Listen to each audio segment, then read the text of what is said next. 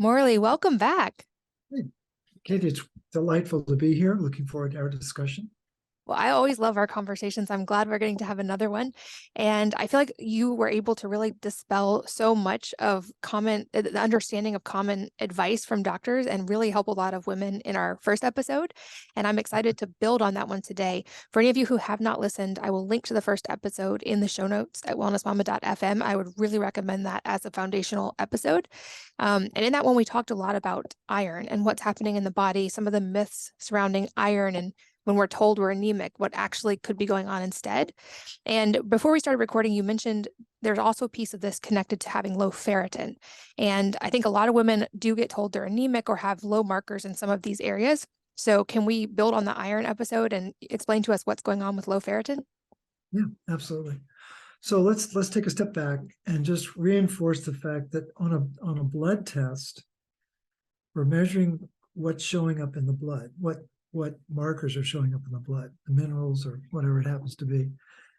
And we've always assumed that whatever's in the blood is perfectly representative of what's in the tissue. And that's just not true.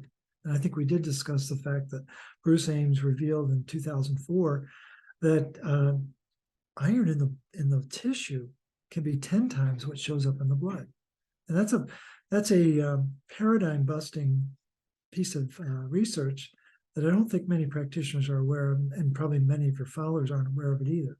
But again, we have to be mindful that the blood test is not perfectly representative of the tissue. There is a difference. The blood is extracellular, outside the cell. The tissue is intracellular, inside the cell. Big difference. And when it comes to measuring iron, there's three containers that we need to be thinking about. The first container is a bucket.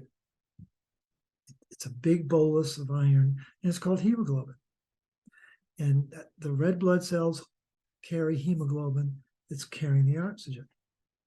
70% of the iron in the body is tied up in that bucket of iron.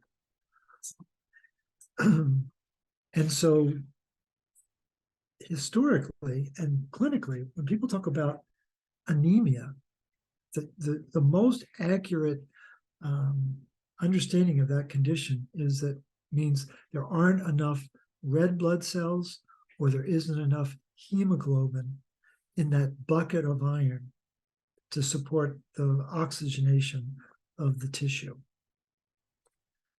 I don't think a lot of people know that. They just hear that they're anemic, but anemia specifically refers to hemoglobin and red blood cells. Second container for iron is a teacup. Teacups are smaller than buckets, right?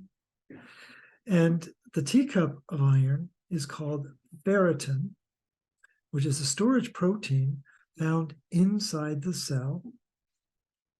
And what I learned recently, that there's a world-renowned hematologist at NIH. Her name is Catherine Philpott, Philpott, MD, PhD. She has tremendous understanding of what's going on in the body, particularly as it relates to iron. And in 2008, she wrote a very important article that essentially established the fact that ferritin, the storage protein that we're all familiar with, ferritin is storing excess iron. Emphasis on the word excess. That's not how it's built.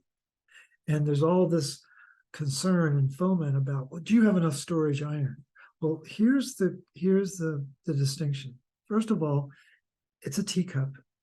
It's about 10% of the iron in the body is found in the ferritin protein.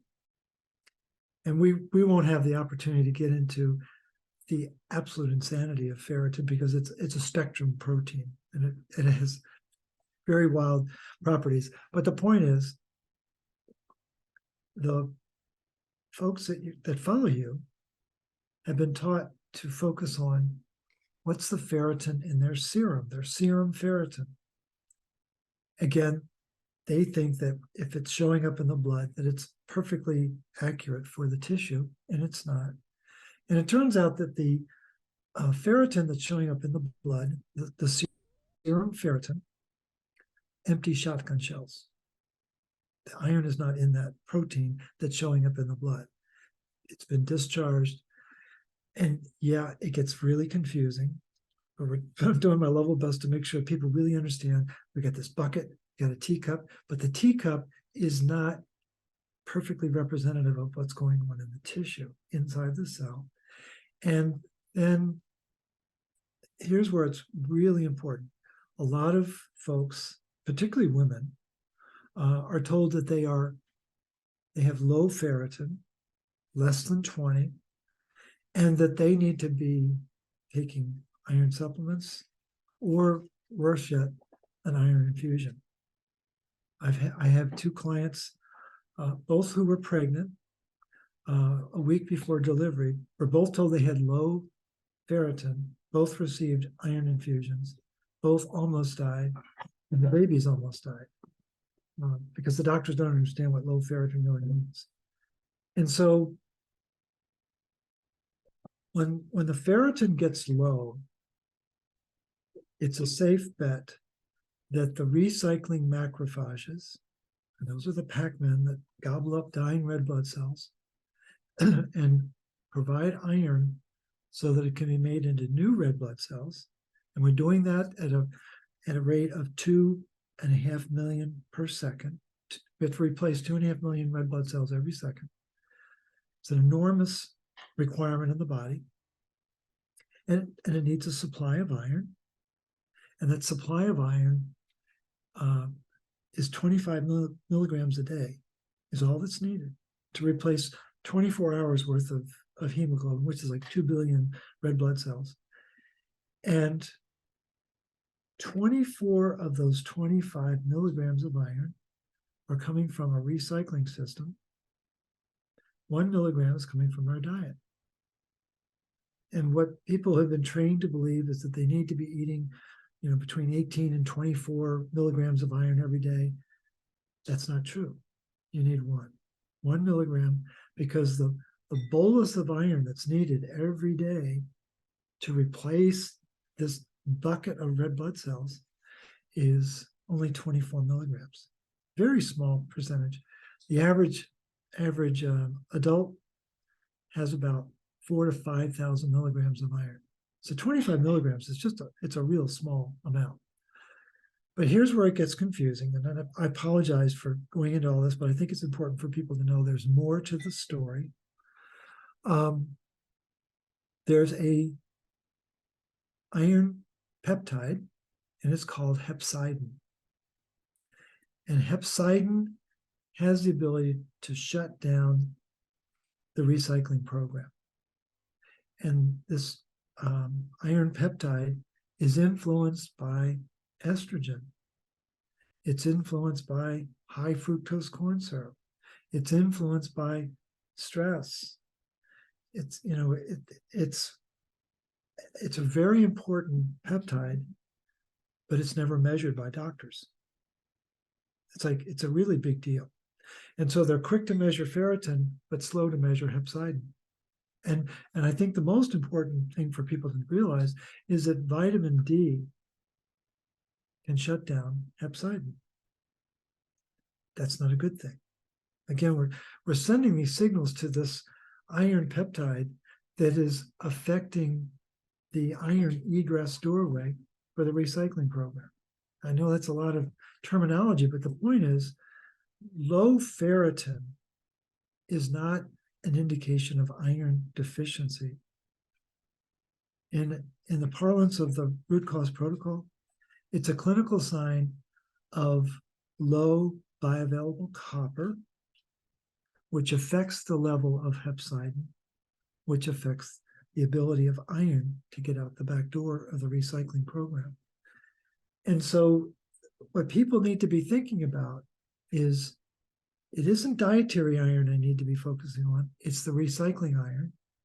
And if I'm focusing on recycling iron, then I got to make sure there's a copper doorman to open up that iron egress door to make sure that the recycling system is working. Most important thing that can be done in the body is to make sure that there's adequate levels of copper. And when someone is told that they have low ferritin, they need to say, hold on, time out.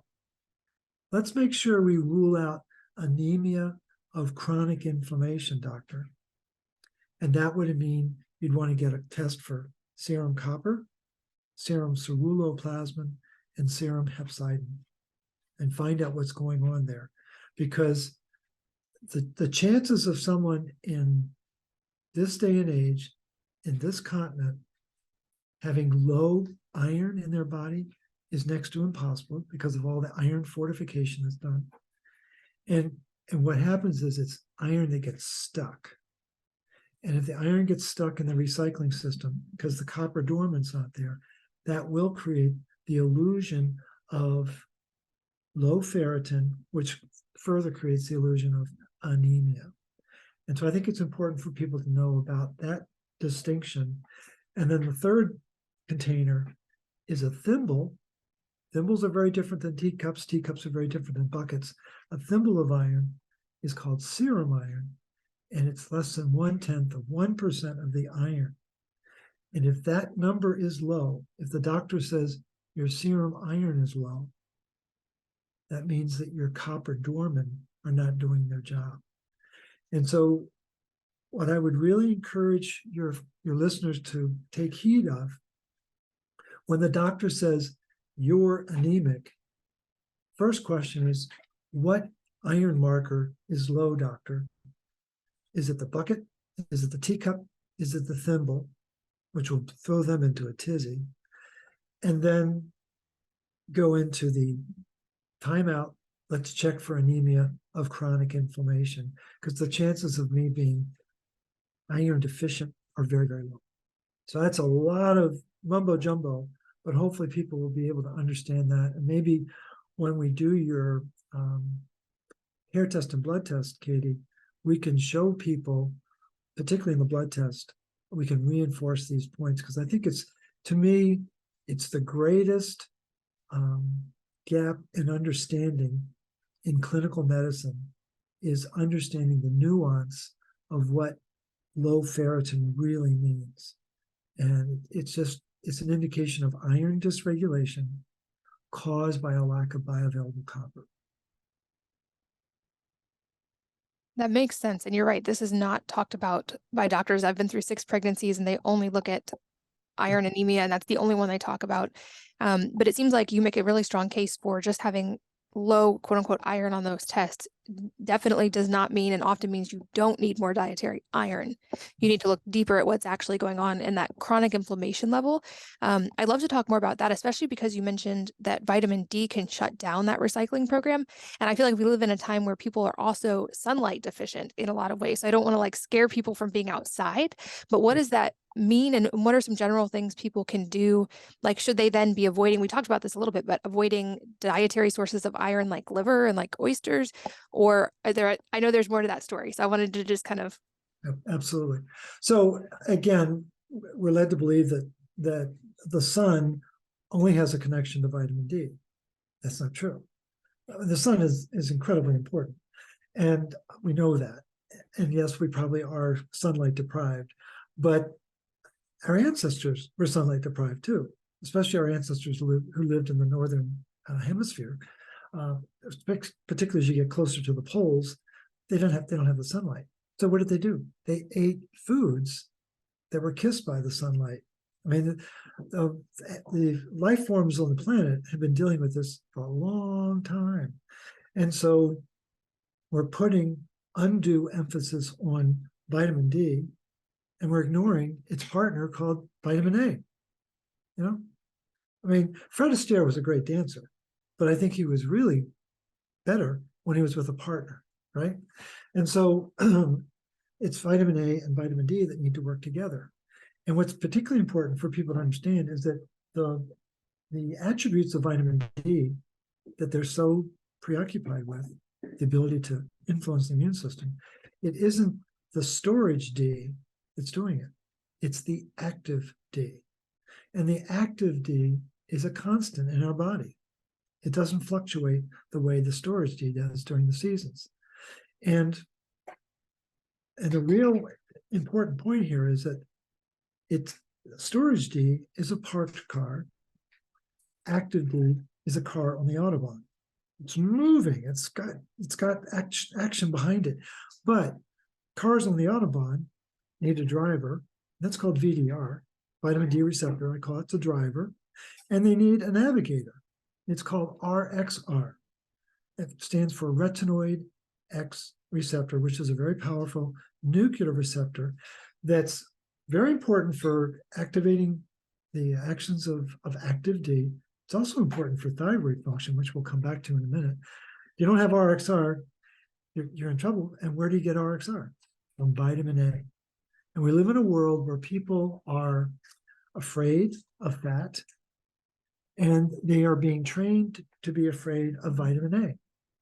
Oh, you don't want to become vitamin A toxic. And again, the narrative is just endless. There's as soon as you hear that, oh, you're copper toxic and you're vitamin A toxic, you got to say, wait a minute, that sounds like that's coming from this side, and the truth seems like it's over here. And so people have got to be a lot more patient by responding to these declarations and learn to ask better questions and demand better answers. And so the issue with the vitamin D is we're being sold a bill of goods. I never imagined I would be spending the remaining years of my life challenging the public narrative around vitamin D.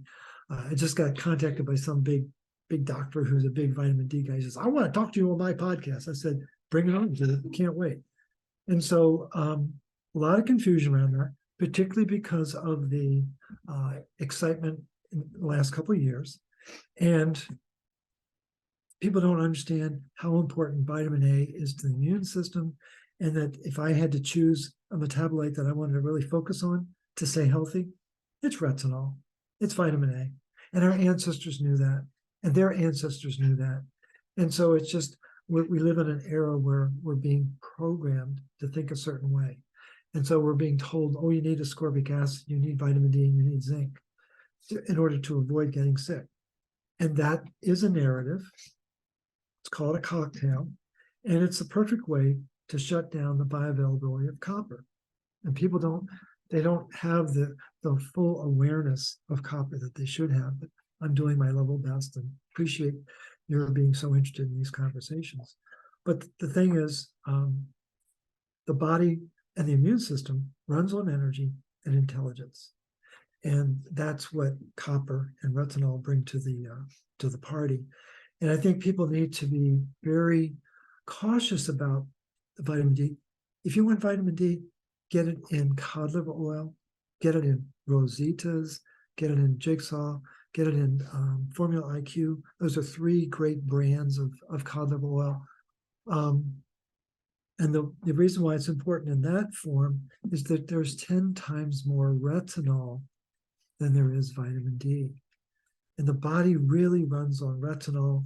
Most people don't know that. It's not taught that way. And so we're in an era where we really need to begin to challenge significantly the public narrative and say, is there more to the story? And that's been the mainstay of my whole focus for the last 14 years, is to get people to realize that there is more to the story. So hopefully that gives you and your listeners a little bit more to work with. Yeah, I think you do such a great job of explaining this, really boiling it down to first principles, and not just saying this story is bad that we're getting from the mainstream. You're saying there's more to this story that is not understood. And these things seem especially relevant, I think, to moms, because things like iron is tested during pregnancy, and women are often, like you said, given supplements of vitamin D and iron without understanding this whole story. And I think the thyroid component, you mentioned it in passing, is also a really important part of this story for women. I would love to talk a little bit more about how do we optimize retinol. Is it as simple as cod liver oil? I know there's a testing component probably here as well. And then also talk about the thyroid connection, because that's probably the most common complaint I hear from listeners. Absolutely. And before I respond to that, let me just real quick, you made the comment about a pregnancy. If you, to me, it is unconscionable that the birthing practitioner community doesn't focus on magnesium, copper, and retinol. Those three metabolites do more to ensure a healthy, happy mom and a healthy, happy baby. And this contemporary narrative that we need to focus on vitamin D and iron is completely demonic. And I can't say it any more succinctly.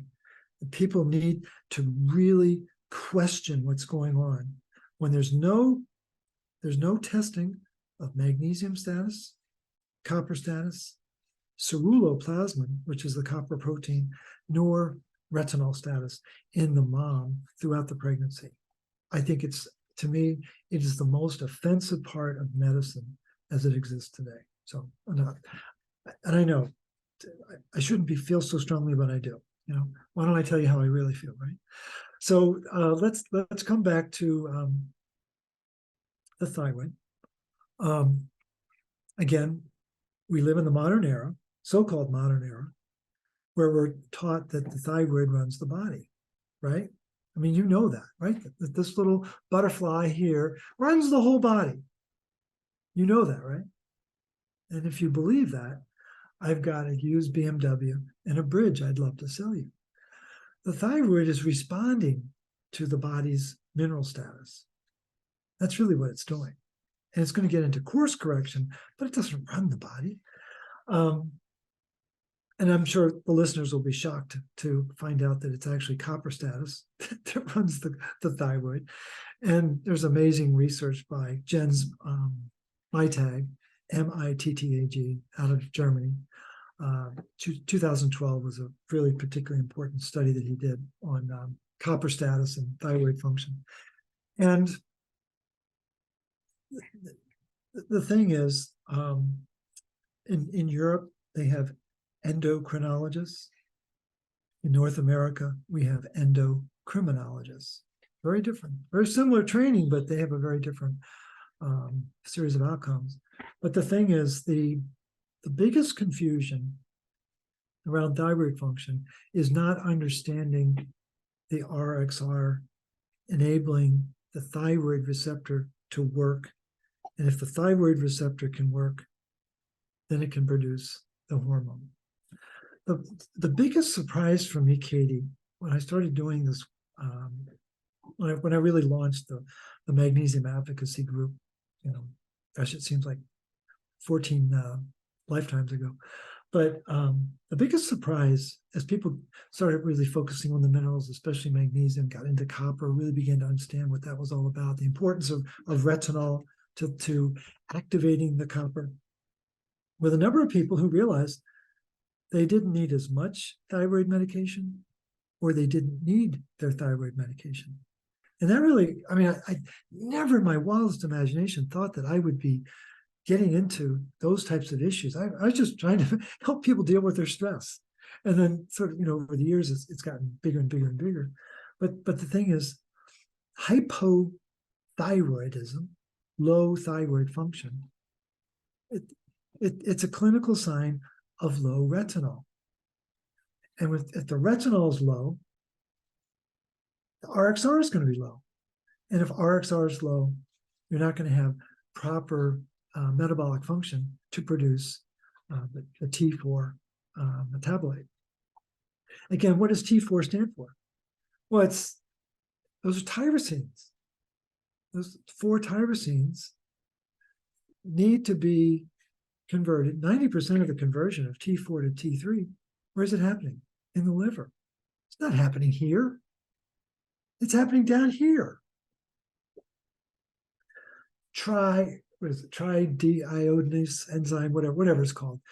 And people worry about the conversion. They worry about reverse T3. And well, when the liver starts to fill up with iron, because there's not enough bioavailable copper in the body, because there's not enough copper and retinol in the diet, well, that iron goes straight to the liver.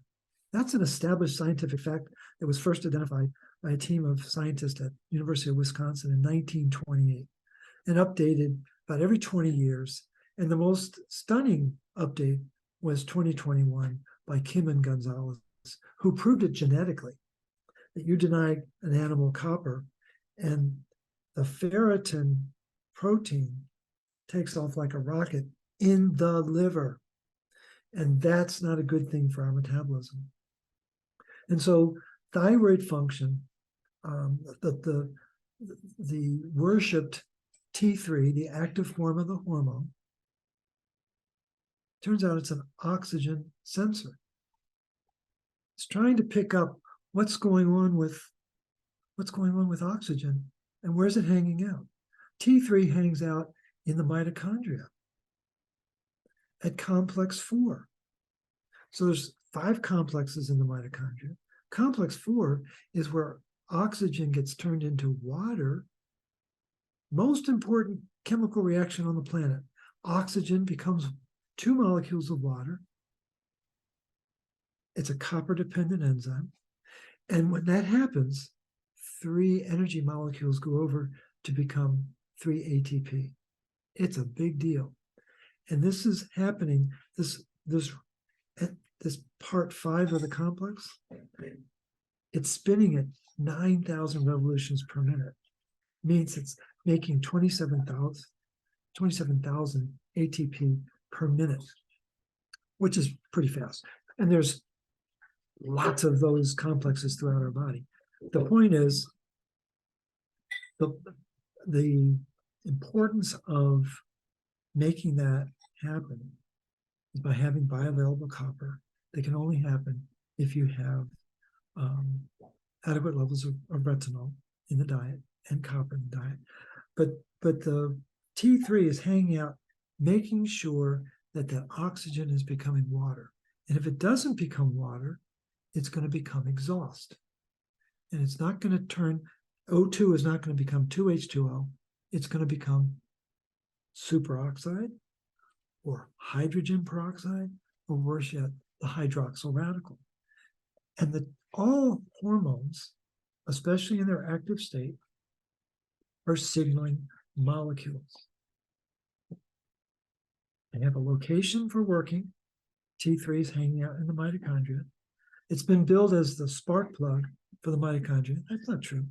It's sensing oxygen status. And if the oxygen's not burning right, it sends a signal back to our liver. And it says, hey, we need more of that ceruloplasmin thingy, the protein that works with copper. And what is ceruloplasmin doing? It does many different things in the body, but one of the most important is it's the supply line for copper to reinforce the need for more copper in the mitochondria. We have 40 quadrillion mitochondria in our body. That's 15 zeros. It's a big number. We have 100 trillion. I have 100 trillion cells in our body. So what does that mean? It means we have 500 mitochondria per cell. That's not how it's billed in our high school biology text. It might have had 1 or 2. But the thing is, lots and lots of mitochondria, lots and lots of oxygen that needs to be converted. And the T3 is monitoring that. And each of those mitochondria need to have 50,000 atoms of copper inside them. And that's the pioneering work of Paul Cobain at Auburn University in 2004 and 2006. Absolute genius when it comes to understanding true copper status in the body. And so how could copper be toxic if each of our mitochondria need 50,000 atoms of copper? That's the part that the average practitioner doesn't understand, and their patients have no understanding of it either. But the thing is, the reason why we're here on the planet, hanging out on these fancy devices, is copper was able to turn oxygen into water. Copper is also able to keep iron from interacting with oxygen. 2 most important things that copper does. But really, really profound, that just gets lost in the mainstream narrative. But the thyroid is really important to make sure that copper is being kept adequate inside our tissue.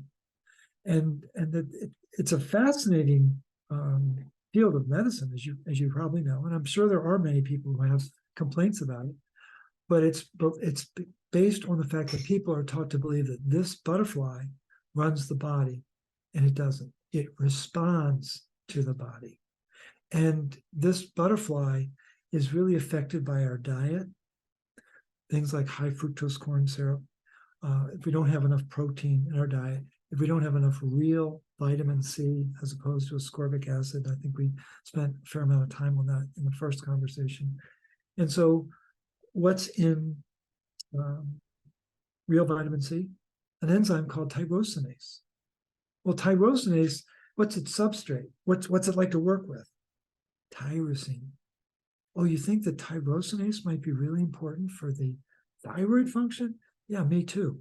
And so that's where a lot of the confusion is not understanding what the true metabolites are. And everyone says, "Oh, yeah, I've got to have selenium," right? We know that, especially for this enzyme down here to cleave off a tyrosine. Well, that seleno enzyme doesn't work without copper. So is it really a selenium enzyme? Selenium's there, but copper is the catalytic agent.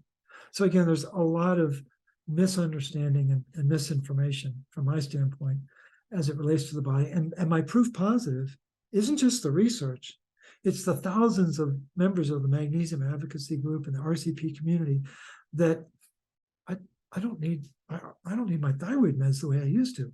In fact, I don't even need my thyroid meds now because I've got so much energy. So I think people need to get outside the mainstream narrative and begin to adopt a more natural diet, a more ancestral diet, and a more foundational belief in their body's ability to heal itself. This is why I love talking to you, because you're able to break this down to understandable building blocks, even though we're talking about such complex things. And I wish I could just let you be my kid's homeschool science teacher on all this. But on a personal level, I think back to when my thyroid got better and I didn't need medication anymore. I had increased my dietary consumption of protein, food-based vitamin C, retinol, magnesium, and my numbers all corrected. And also when you mentioned the oxides part, like hydrogen peroxide and those things happening, it makes me wonder, is this the real story of aging as well? Magnesium, copper, and retinol. And is this connected, do you think, to this drastic increase in like non-alcoholic fatty liver that we're seeing, for instance? I know I see headlines about this. Ladies and gentlemen, I didn't know she was going to talk about this, but I just happen to have a picture here. I hope you can actually see it. In the center is iron, and you can see all the different conditions that a buildup of iron is causing around the body. I mean, and this is from a study, Zeiden, Zeidan et al., 2021, iron homeostasis in organismal aging. You want to understand aging? Learn iron homeostasis. Every facet of aging, Katie, is caused by iron accumulation in the tissue. 100% of it. You know, what I get a kick out of is really highbrow articles on aging research, and they blow past iron. It's like, oh my God. And so the field of aging was, I think, really established by a former engineer. His name was Denham Harmon. And in 1956, he wrote an article. He had a PhD in engineering, and then he decided to go to medical school. Well, he didn't go to medical school. He went to Stanford. It's like, oh my gosh, guy must have been brilliant. But in 1956, when he was just a few years out of medical school, he writes an article, The Free Radical Theory of Aging. It was a blockbuster article. It turned medicine on its ear, because no one was thinking about free radicals being the problem. And how do you create a free radical? And that's referring to oxygen-free radicals. And I always like to tease people, well, they're free, so take as many as you want. No, you don't want free radicals. They're very reactive. And how do they get reactive? Oxygen mixes with iron because there's not enough bioavailable copper. And when oxygen and iron come together, boom, you get exhaust, you get free radicals. And, or they're also called reactive oxygen species. And Denham Harmon, brilliant guy, in 2006, when he was 90 years old, he updates his research after 50 years. And it's now the most accepted theory of aging, is the free radical theory of aging. And there's two things you gotta focus on. You gotta make sure your iron doesn't get dysregulated, and make sure you've got bioavailable copper to keep oxygen and iron from playing with each other. And it's so basic to our physiology. And the tragedy is it's not taught this way in doctor school. I really think it needs to be, to simplify it, not only just that the doctors understand it, so that their patients understand it. Because it is not that complicated. We recognize a rusty nail and a rusty pipe and a rusty car, right? We know what that looks like. And the rust on the nail and the pipe in the car are not different forms of rust. Rust is rust. Well, guess what's happening inside our body? It's rusting. And the beauty of this diagram is the rusting is happening in the lungs and the thyroid and the muscles, in the bones, liver. It's agnostic. And when we're under stress, know anybody under stress, Katie? So when we're under stress, we lose minerals, especially magnesium and copper. And when we lose those, that sets the stage for what's called oxidative stress. And what's oxidative stress? It's another way of saying free radicals. And we've all had experience driving cars, or at least riding in cars. And every car produces energy, but it also produces exhaust, right?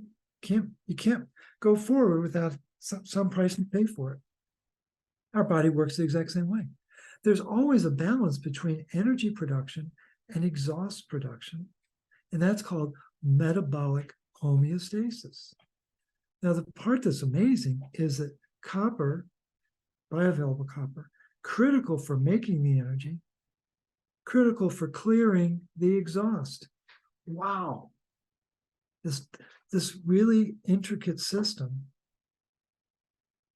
is dependent on one mineral, one metal. But what happens is, as that metal falls, if it's not sufficient in your diet, if it's getting burned up because of stress, energy production goes down and exhaust production goes up. When it looks like this, it's called balance, homeostasis. When it looks like this, it's called oxidative stress. And the oxidative stress changes gene function, changes metabolic function, and then there's suddenly a flurry of symptoms that follow. That is the aging process. Well, and the beautiful part, I feel like, of understanding this is even just understanding at a high level, like when these things are out of balance, our body is oversimplified, but essentially rusting on the inside. But understanding these building blocks lets us sort of reverse that process. And it seems like your root cause protocol work shows that getting the body back in homeostasis really does help reverse a lot of these things that people struggle with. And I feel like you explain it so well, because many women perhaps have heard of retinol, but only in this anti-aging skincare context. Yeah. But it turns out the internal probably is equally or more important for anti-aging from the inside out. A great resource for people to turn to, a famous copper expert named Lauren, Loren, Pickart, Pickart, genius in the 70s, discovered a copper peptide, GHK copper. And he originally wanted to develop a supplement. And the FDA said, no, you can't do that.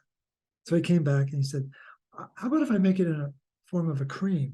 And they went, that's great, good idea, thinking that it wouldn't work. And when you go to the website is called reverseskinaging.com. Tremendous articles that people can tap into to understanding that copper is critical for reversing skin aging. Well, you think it stops in the skin? Of course not.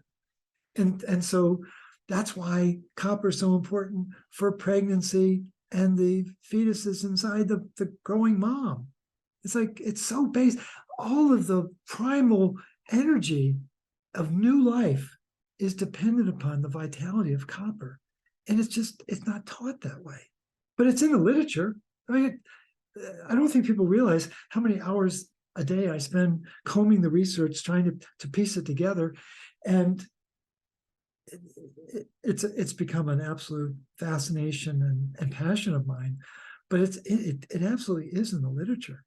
It's just not being taught in the classroom because it doesn't fit the narrative. And I think we're all witnessing changes in our mental construct of, wow, there really is a narrative. And maybe that narrative isn't in my best interest. And we just need to play along with that and be willing to bob and weave with the information we're given and be able to be better at sorting out what's the wheat here, what's the chaff, what do I need to throw away, and just feel more comfortable knowing that Mother Nature and our Maker would not design us to break down. What we didn't know is they weren't allowing the nutrients to stay in the food that we were eating. The critical nutrients like the minerals and the vitamins that are so essential for our health and well-being. We didn't know they were being stripped out of the food. I had no idea.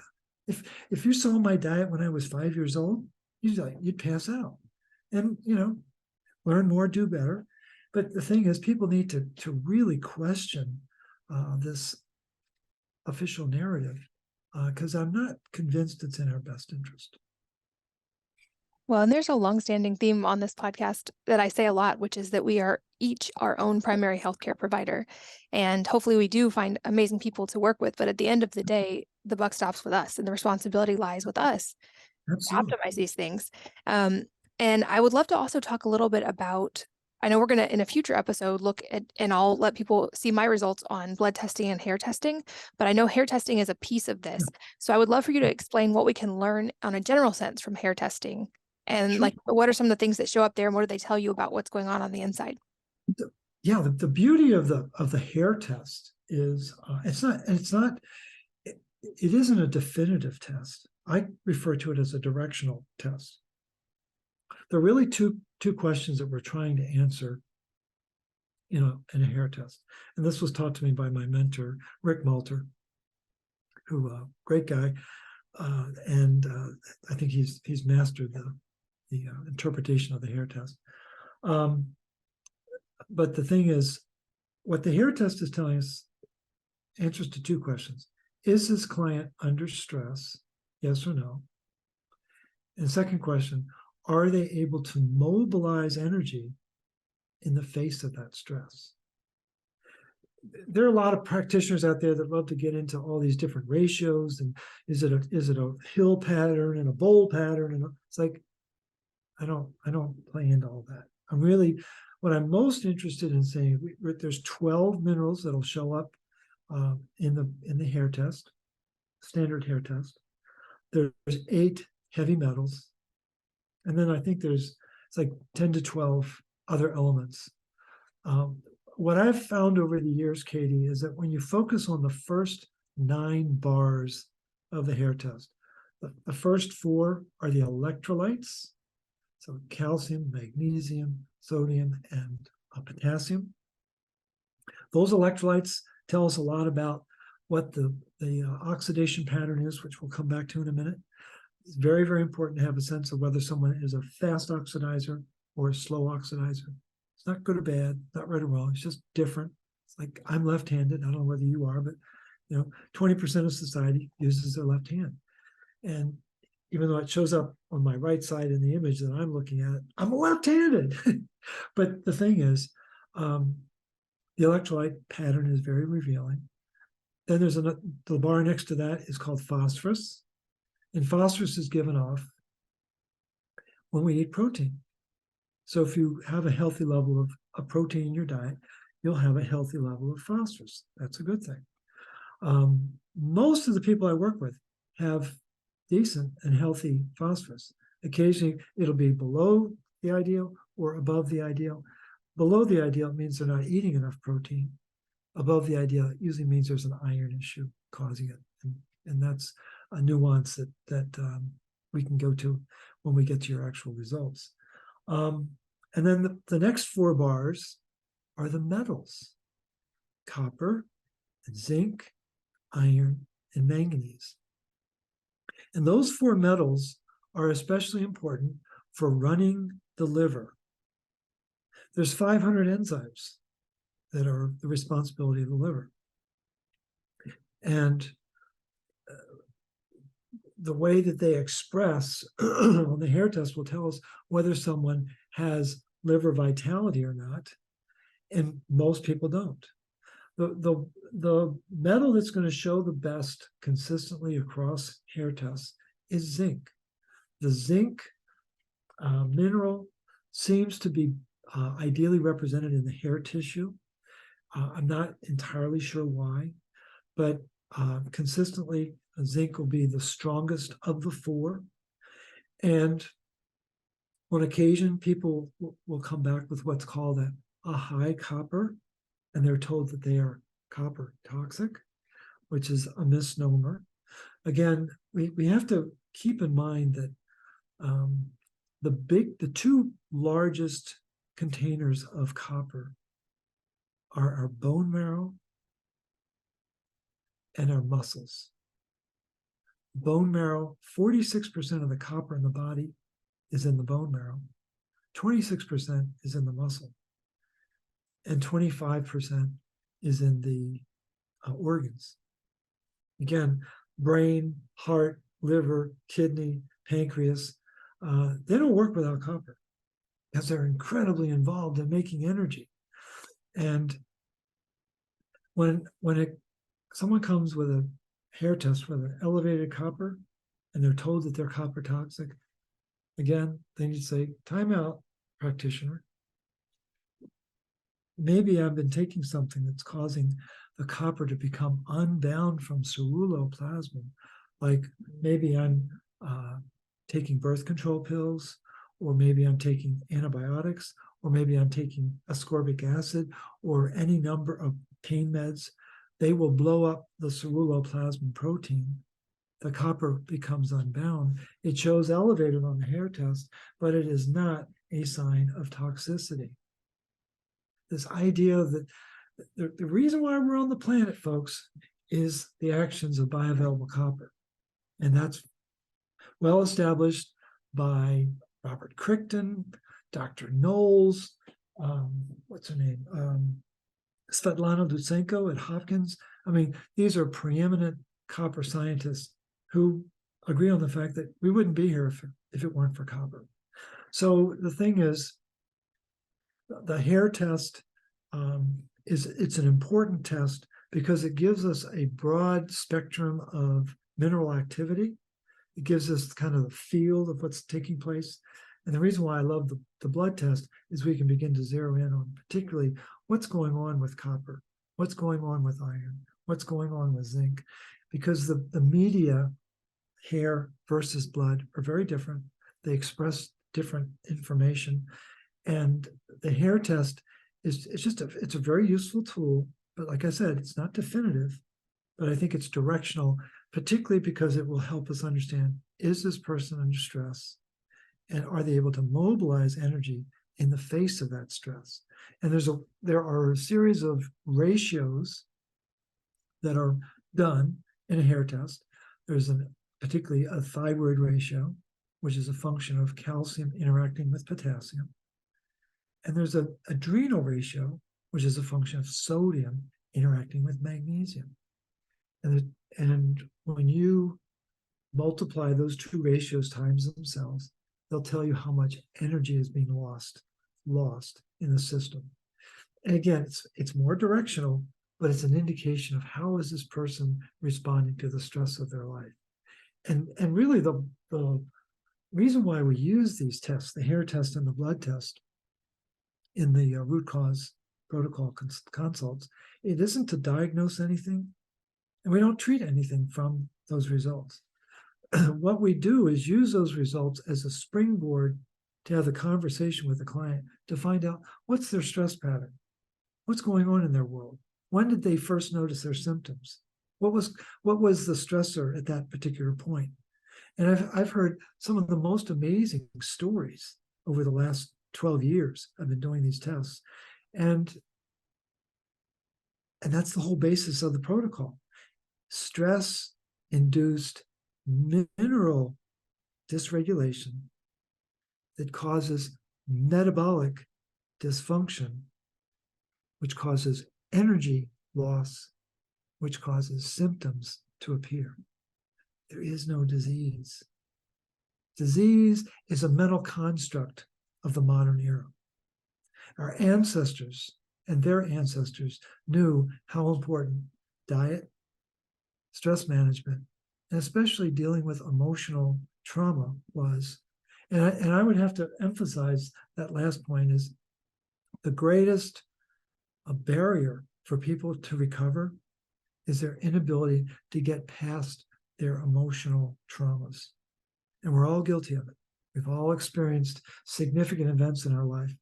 But as long as we carry a fear, which many of us do, about what happened, it's going to create a block of energy and a block of proper mineral circulation in the body. And it's the pivot point for recovery is dealing with those emotions and realizing that event triggered by stress, they created oxidative stress. Anytime you have stress in your world, you're going to have oxidative stress in your body. And once that oxidative stress starts to build, then you've got energy loss, and then you've got symptoms. Yeah, I'm so glad you said that part. And that seems like a very obvious downward spiral, because then now you're going to have lower resilience to stress because those things are depleted and down it goes. And I've shared this story before, so I won't repeat it, but dealing with emotional trauma was probably the most pivotal thing I've done in the last 5 years for my health. And so when people ask, I'm like, I could talk about supplements and that, but I think the reality was I dealt with the internal thing that was keeping me in sympathetic nervous system all the time. And I'm going to make sure we link to where people can find out about the root cause protocol and get this testing, because I think a lot of people will be interested. But are there any ways for people who may be wondering, how do we support the body for having optimal amounts of copper and retinol? Are there any kind of general things that everyone can look at there? Sure. Yeah. I would encourage people to go to the main website, rcp123.org. Or if you want to be more formal about it, go to the rootcauseprotocol.com, all spelled out, but rcp123.org. And if you will donate your email address, which we will respect, we'll send you a 50-page document. It's the Root Cause Protocol Handbook, and it will give you a lot of information about stops and starts. What do I stop doing? What do I start doing? We have recommended dosing throughout the day. And the thing is, and this is hard for some people to really process right away, there is no Katie Wells protocol. There's no Morley Robbins protocol. No, you and I are humans. And this protocol is designed for humans dealing with the two biggest sources of stress on the planet. Oxygen, 21% of the air we breathe is oxygen. It's a poison, folks. Can't live without it, but we can't age without it either. And iron, number one element on planet Earth. 35% of the Earth's composition is iron. And back to our earlier discussion about so-called anemia, in order for people to believe in anemia, what they have to believe is that the most evolved species on the planet, that would be humans, the most evolved species on the planet has lost the natural ability to regulate and metabolize the number one element. It absolutely makes no sense. Makes no sense. And so we've got to challenge the insanity of this label, anemia, and say, what is missing in our understanding? And invariably, it's bioavailable copper, the general. Copper is the general. Iron's the foot soldier. Now picture the Battle of the Bulge without Patton. It's a very different story. And so our bodies are the Battle of the Bulge now. Not enough patents, too much iron, and it's out of control. I just put the link in the show notes for all you guys listening to download the handbook. I highly recommend it. It's much like this interview, extremely clear and walks you through understanding truly what's going on in the body. And I think anytime we can gain that understanding in any way, we then gain so much more power over our own physiology. And that's why I'm so grateful for the work that you do. I know we're getting toward the end of our time, but I really just want to ask, are there any other ways we can support the liver in particular, since that was a common theme in this episode? Yeah, probably the most gentle thing you can do with, well, let's deal with the emotions, most important thing. Where is anger stored? In the liver. So if you're upset about life, that's a good place to start. But deal with the emotional dynamic. I'm a huge fan of castor oil packs. And there's a website called Queen of Thrones. A lot of people are very excited about it. It's a more user-friendly way to do castor oil application. But our ancestors used it for hundreds of years. And the castor oil has a metabolite in it called quercetin. Quercetin, some people may be familiar with it over the last couple of years, but it's an iron chelator.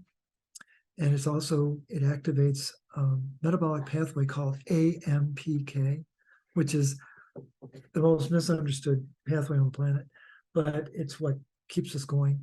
And quercetins it's very richly found in the castor oil. And so those would be two strong recommendations. I am not a firm believer in liver detoxes because you need to have energy to do a detox, and most people don't have enough energy to get through the day. So don't throw a bunch of stuff in your system expecting a miracle, because if you don't have the ability to make energy because you don't have enough magnesium and bioavailable copper, then it's going to backfire. So invariably people are trying to force something when in fact Mother Nature really knows how to revitalize the body. It just needs the right nutrients, which are spelled out in the protocol. Awesome. Well, while I could talk to you all day, I think we'll wrap up there for this episode. And with the caveat that we'll do another episode that goes deep on my own blood test results, and I'll let people know fully what's going on with my body as an example, so we can talk through some of these finer points of what you look at. But in the meantime, if you found this episode as fascinating as I did, the links are in the show notes at wellnessmama.fm to learn more about the root cause protocol. And I know you have resources there for people to actually connect with practitioners and work through their own results. Is that right? Absolutely right. And I encourage the listeners, if you have questions, I don't know what your funnel is for on that side, but if people have questions, I would encourage them to pose them to your community, and we can work our way through some of those questions, because these are very countercultural ideas that we're talking about. And you're very comfortable with them because you've been at this for years and years and years. And you've had breakthrough recovery, and that's beautiful. But not everyone following you is where we are. And I appreciate the fact that we can have a really lucid conversation. I don't want to leave people in the dust. So if people do have questions, I'm encouraging them to ask them. I've never met a question I didn't enjoy. So I just want to make sure people know that we'll have that opportunity going forward as well. Amazing. Well, I will put the links, like I said, to all of your work so that people can find it. And if you guys want to leave questions in this post at wellnessmama.fm, we can answer those in the next episode as well. And I know you have a host of resources, so I will make sure all of that is compiled in the show notes. You guys can check that out, especially if you're on the go while you're listening. But Morley, until we get to round 3, thank you so much for your time today. I always love these conversations, and I always learn so much. Well, thank you for the opportunity, and enjoy the slide into the holidays, and we'll pick it up probably in the new year. Amazing. And thanks as always to all of you for listening and sharing your most valuable resources, your time, your energy, and your attention with us today. We're both so grateful that you did. And I hope that you will join me again on the next episode of the Wellness Mama podcast.